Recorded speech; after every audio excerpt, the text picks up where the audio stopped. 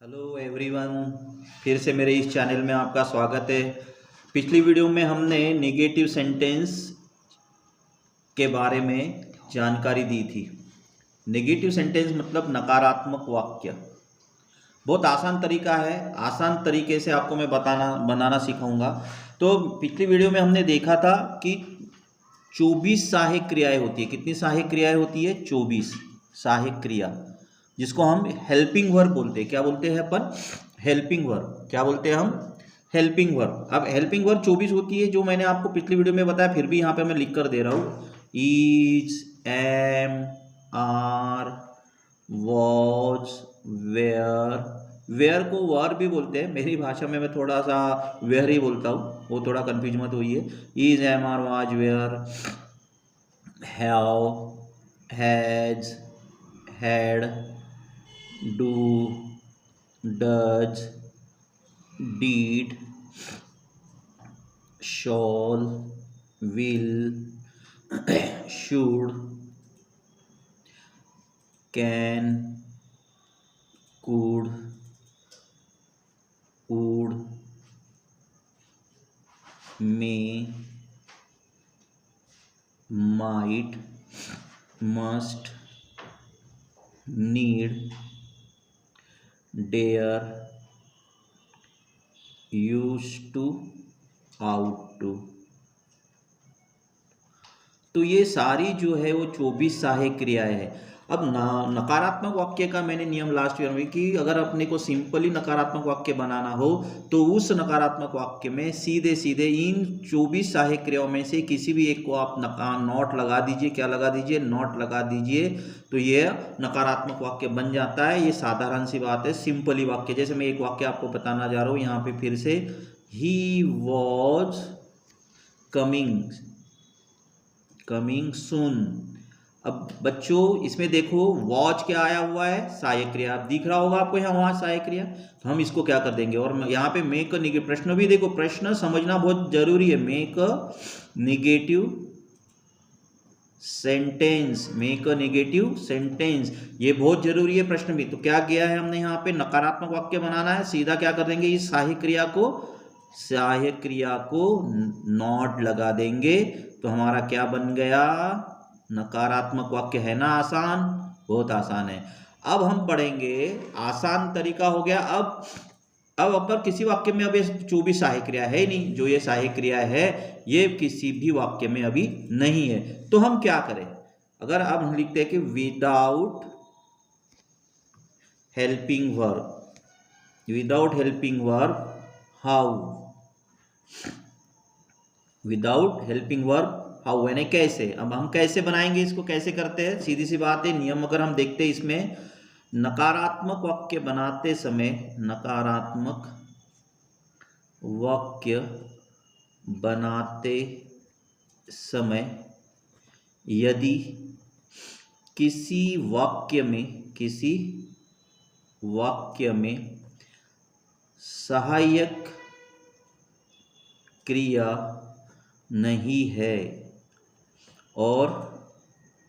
क्रिया नहीं है और वाक्य की क्रिया पहले रूप में, ने उसका पहला रूप है पहले, अर्थात मूल रूप में, अर्थात सामान्य, अर्थात वर्तमान काल में है। समझ में बच्चों क्या बोल रहा हूं मैं? नकारात्मक वाक्य बनाते समय यदि किसी वाक्य में सहायक क्रिया नहीं है और वाक्य की क्रिया पहले रूप में है, अर्थात मूल रूप में है, अर्थात वर्तमान काल में है, तो वाक्य को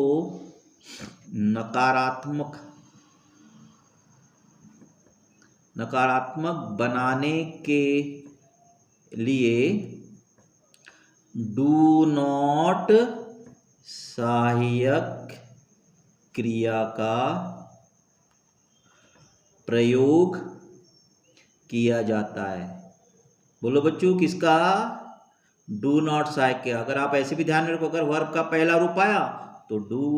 वर्ब का पहला रूप आया तो डू, ध्यान रहेगा मेरे साथ, आप वो दोहरा सकते 5 बार। वर्ब का पहला रूप आया डू, वर्ब का पहला रूप आया डू, वर्ब का पहला रूप आया डू, वर्ब का पहला रूप आया डू। अर्थात अगर वर्ब का पहला रूप आया तो डू का प्रयोग मतलब डू नॉट का प्रयोग हमें करना है। स्ट्रक्चर देखो बच्चों कैसे आएगा, सब्जेक्ट प्लस वर्ब का पहला रूप plus object plus other word, ये हमारा स्ट्रक्चर। आपने कभी गणित देखा होगा, गणित में कैसे मूल जिसके भी स्ट्रक्चर्स होते हैं, जो अपन बोलते हैं जिसको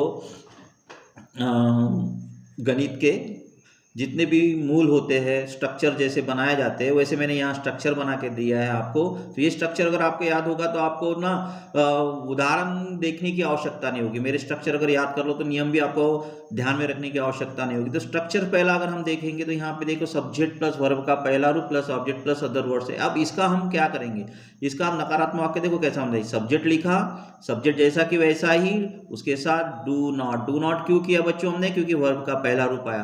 अब वर्ब का पहला रूप जैसा कि वैसा ही, जहां जो रूप आएगा ना वो वैसा कि वैसा ही बच्चों यहां रखेंगे, और बाकी वाक्य जैसा कि वैसा, कोई चेंज हम नहीं करेंगे। बन गया हमारा नकारात्मक वाक्य अगर सहायक क्रिया नहीं है तो। अब उदाहरण देखते, अगर मैंने यहां उदाहरण लिखा है I write a letter, I write a letter, simple सी वाक्य। अब राइट कौन से रूप में बच्चों, यहाँ पे पहले रूप में, मूल रूप में। तो हमने क्या किया, अब देखो यहाँ ऊपर देखो सब्जेक्ट क्या है हमारे पास, आई, लिखूं, हाँ लिख लिया मैंने।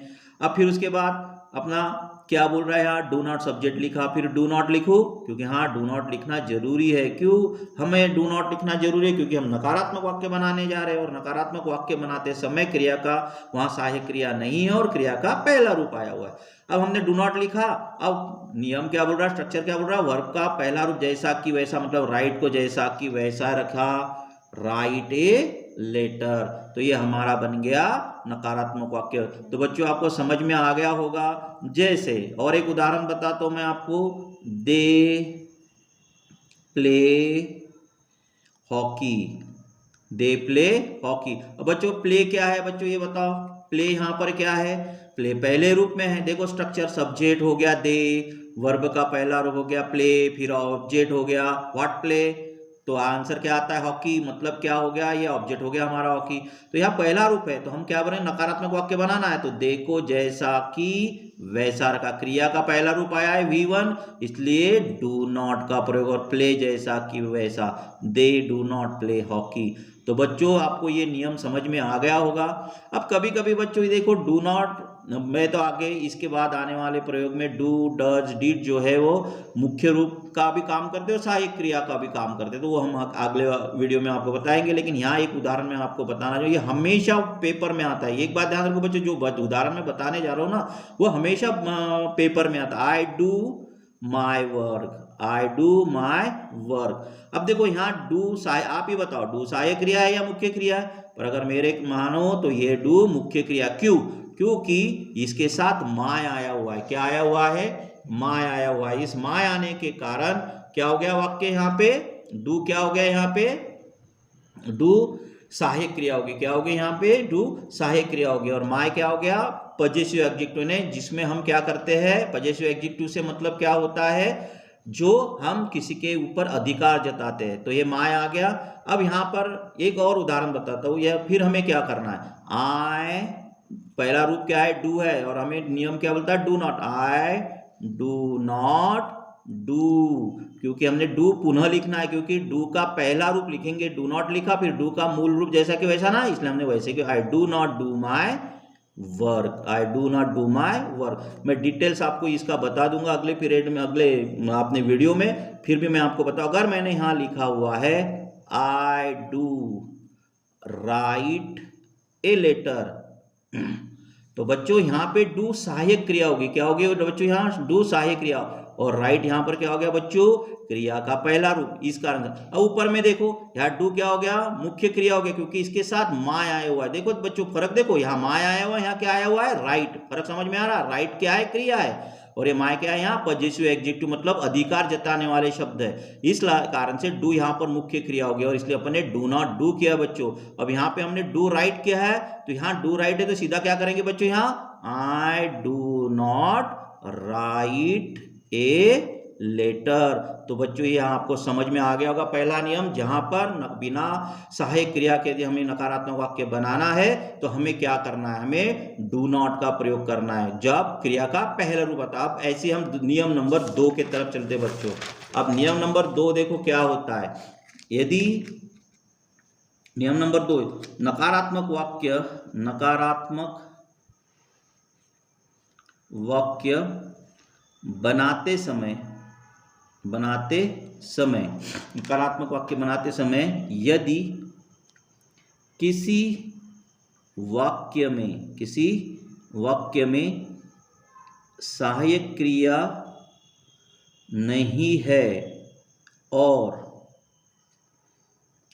क्रिया का पांचवा रूप है।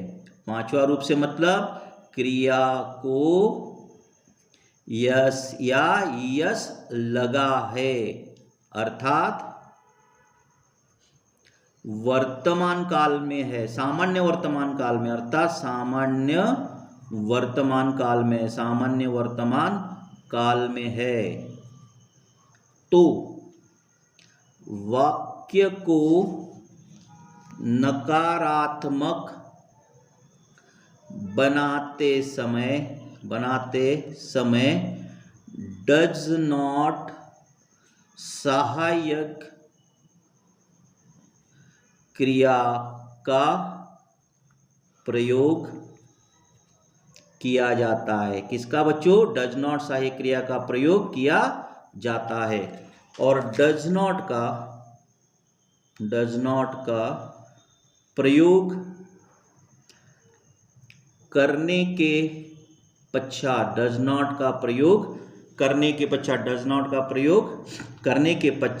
वाक्य की क्रिया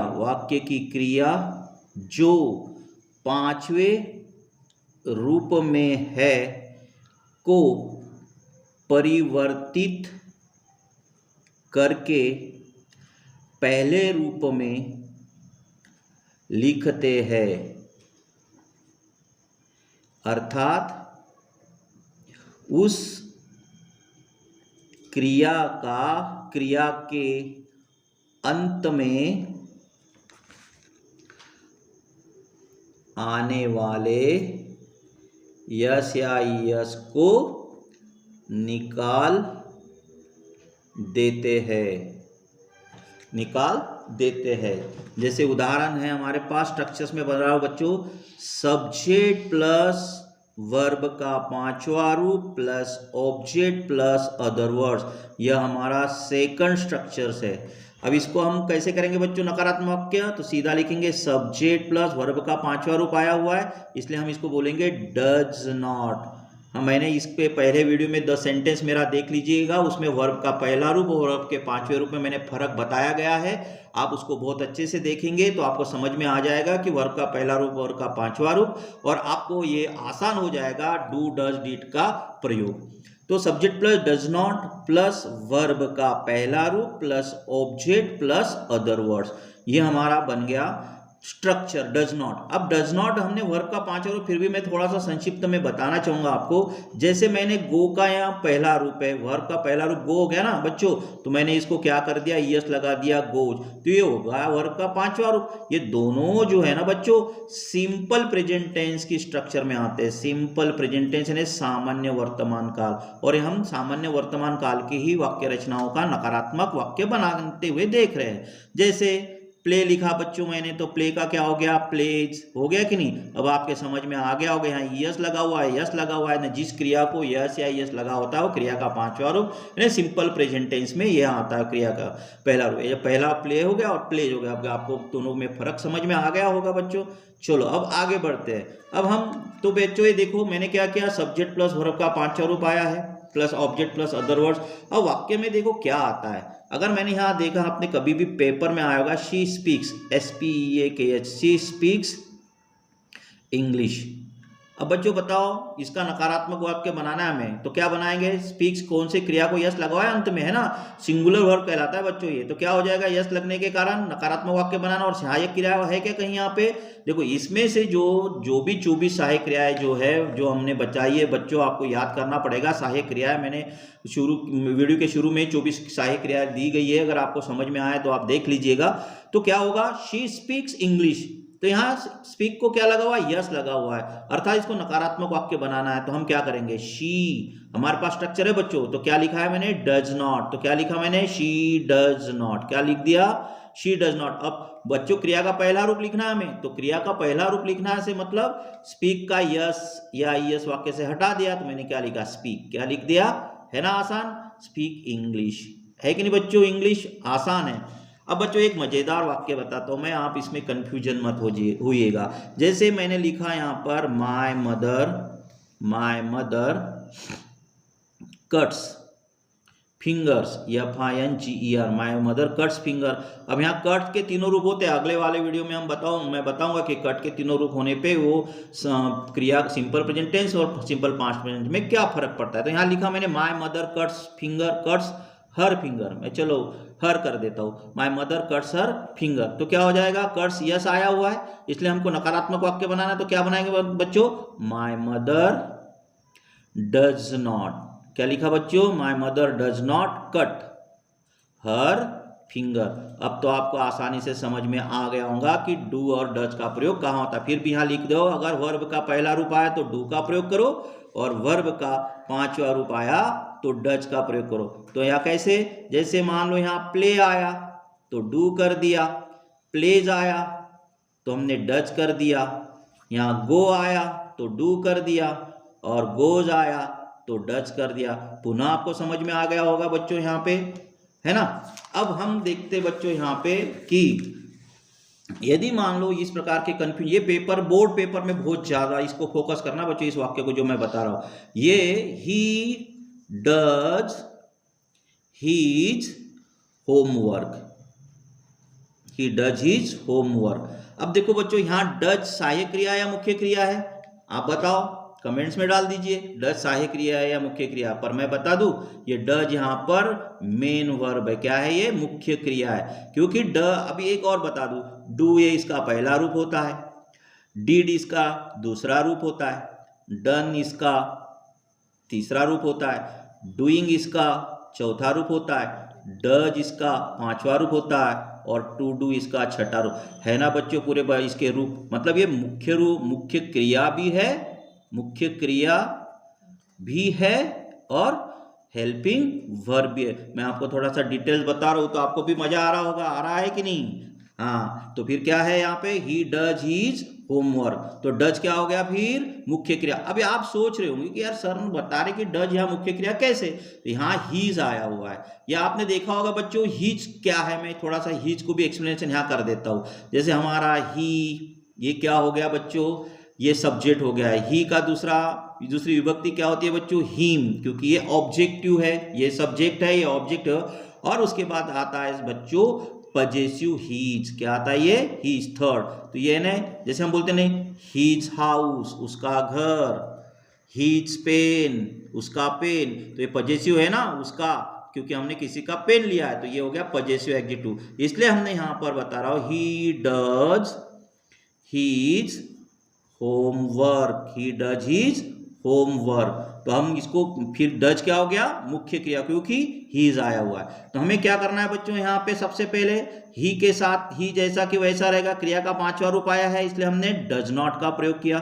हमने यहाँ डज नॉट का प्रयोग क्यों किया? क्योंकि यहाँ क्रिया का पांचवा रूप है। फिर हमें क्रिया का पांचवा रूप, अपने डज का प्रयोग कर लिया, मतलब क्रिया का पांचवा रूप का प्रयोग कर लिया, इसलिए हमें क्या करना पड़ेगा? इस यस या यस को वाक्य से हटाना है। बचा क्या? डू।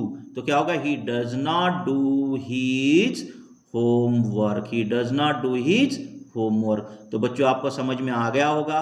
फिर मैं एक चीज और मजेदार कहानी बता देता हूँ, मजेदार चीज बता देता हूँ। यहाँ पर जादू है ये। कैसा?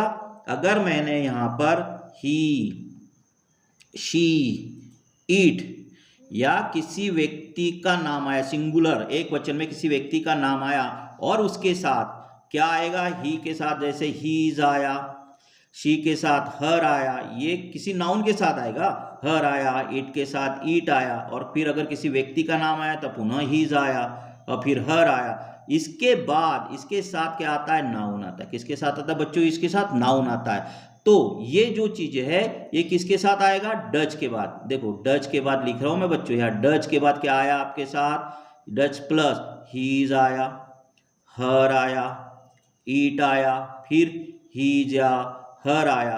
तो ये जो सहायक क्रिया ये जो है डज, यह मुख्य क्रिया होगी। क्या होगी बच्चों, मुख्य क्रिया।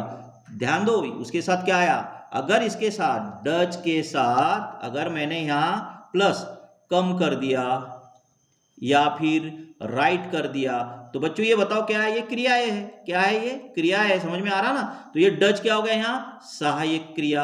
अब फिर से आपको समझ में आ गया होगा, डू, डज और डज, इस डज में और इस डज में, ये डज क्या हो गया, मुख्य क्रिया। ये डज क्या हो गया, सहायक क्रिया, क्योंकि इसके साथ कम और राइट आया। अगर ये डज के साथ हीज, हर, ईट या पुनः, जैसे मान लो मैंने यहाँ नाउन किया ना, ये हीज या किसी लड़की का नाम आया तो हर आता है। तो इस प्रकार से ये डज के साथ आया, उसके बाद कोई नाउन आएगा। जैसे यहाँ आ गया his duty well, his duty well, इस प्रकार से नाउन हीज के साथ, तो फिर ये होगी सहायक क्रिया। तो हमने इसका वाक्य कैसे, एक और वाक्य बना देता हूं मैं, she does her duty well, duty well. तो बच्चों बताओ यहाँ डज के साथ क्या आया हुआ है, हर आया। आया ना बच्चों, डज है ना, मजेदार। तो फिर हम क्या करेंगे, ये होगी आपकी मुख्य क्रिया। फिर हमने क्या कर दिया, शी डज नॉट लिख दिया। अब डज नॉट मतलब वर्ब का 5वां रूप आया तो डज नॉट किया। अब यहाँ इस वाक्य का यस या यस हटा दिया, बचा क्या, do. He does not do her duty well. ये बहुत बार वाक्य जो है बच्चों बोर्ड में आता है। तो मेरे ख्याल से आपको ये दूसरा नियम भी यहाँ समझ में आया होगा। हम देखते हैं अब तीसरा नियम। तीसरे नियम में क्या है बच्चों, तीसरा नियम ये है use of did. Use of did, इसके पहले use of do, use of does किया गया था। अब मैं फिर से आपको बता दूं। तो सबसे पहले क्या है बच्चों, यहाँ नकारात्मक वाक्य, नकारात्मक वाक्य बनाते समय यदि किसी वाक्य में सहायक क्रिया नहीं है और वाक्य की क्रिया दूसरे रूप में है, ने भूतकाल में है, क्या है, भूतकाल में है, तो नकारात्मक वाक्य बनाते समय, नकारात्मक वाक्य बनाते समय, नकारात्मक वाक्य बनाते समय डीड नॉट सहायक क्रिया का प्रयोग किया जाता है। किसका प्रयोग किया जाता है बच्चों, डिड नॉट का प्रयोग किया जाता है। और डिड नॉट का प्रयोग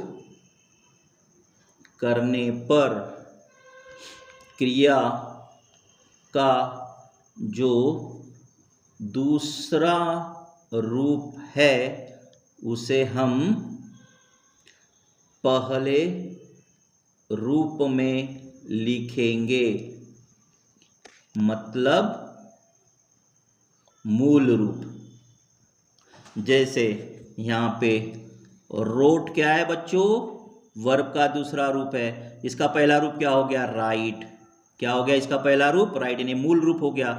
जैसे बच्चों प्लेड, प्लेड क्या हो गया बच्चों इसका दूसरा रूप, प्ले क्या हो गया बच्चों इसका पहला रूप। तो आपको समझ में आ गया होगा मैंने क्या बताया, क्रिया के रूप यहाँ दर्शा दिया मैंने आपको। अब देखते हैं स्ट्रक्चर कैसा आता है। स्ट्रक्चर हमारा बनेगा सब्जेक्ट प्लस वर्ब का दूसरा रूप plus object plus other words. तो हमें इसका क्या करना है बच्चों, नकारात्मक वाक्य बनाना है। तो नियम क्या बोलते हैं, सब्जेक्ट को जैसा कि वैसा रखा, क्रिया का दूसरा रूप आया इसलिए हमने क्या कर दिया, डीड नॉट का प्रयोग कर दिया। और डीड नॉट का प्रयोग कर लिया मतलब भूतकाल का प्रयोग हमारा हो चुका है, इसलिए हमने वर्ब का पहला दूसरा रूप है जो वर्ब का पहला रूप यहाँ लिखेंगे। तो यहाँ वर्ब का पहला रूप आ गया प्लस आपका ऑब्जेक्ट आ गया प्लस अदर वर्ड जैसा कि वैसा। अब उदाहरण देखते बच्चों हम क्या हो गया। अब मैं बता रहा हूँ उदाहरण क्या लिखेंगे, ही केम होम। ही केम होम। अब ये केम क्या है बच्चों, दूसरे रूप में, वर्ब का दूसरा रूप है ना बच्चों, इसका पहला रूप कम हो गया, केम दूसरे रूप में, तो हम क्या कर देंगे, ही डिड नॉट, केम का दूसरा रूप कम, पहला रूप कम, सॉरी, डिड, केम का पहला रूप कम हो गया, he did not come home. तो बच्चों आपको ये समझ में आ गया डिड क्यों किया, क्योंकि वर्ब का दूसरा, इसके लिए आपको थोड़े से क्रियाओं के रूप को पढ़ना पड़ेगा। जैसे गोपाल मेड ये doll, Gopal made a doll, तो मेड क्या है बच्चों, यहां मेक का पास्ट टेंस, देखिए मेक का पास्ट टेंस दूसरा रूप है, तो हम क्या करेंगे, गोपाल डिड नॉट, क्या किया बच्चों हमने, गोपाल डिड नॉट क्यों किया, क्योंकि मेड आया, Gopal did not make a doll, Gopal did not make a doll, तो ये हो गया बच्चों, क्या हो गया हमारा, Gopal did not make a doll, तो ये भूतकाल हो गया हमारा, यानी नकारात्मक वाक्य। अब कभी कभी बच्चों इसमें ये भी कंफ्यूजन आता है, 12वीं के इसमें बहुत ज्यादा आया था, आई डिड इट, ये बहुत बार आया हुआ है बच्चों बोर्ड के पेपर में। अब देखो यार डिड क्या है बच्चों, यहाँ पे, यहाँ मुख्य क्रिया है, मैंने अभी इसके पहले बताया, डिड क्या है, मुख्य क्रिया, क्योंकि इसके साथ ईट आया हुआ है, पजेसिव ईट यानी किसी वस्तु आई हुई है, तो हम इसको क्या बोलेंगे, पहला आई डिड नॉट डू ईट, तो ये बच्चों कैसा हो गया, जैसे कभी कभी इस प्रकार के वाक्य रचना आते हैं, दे डीड देयर होमवर्क।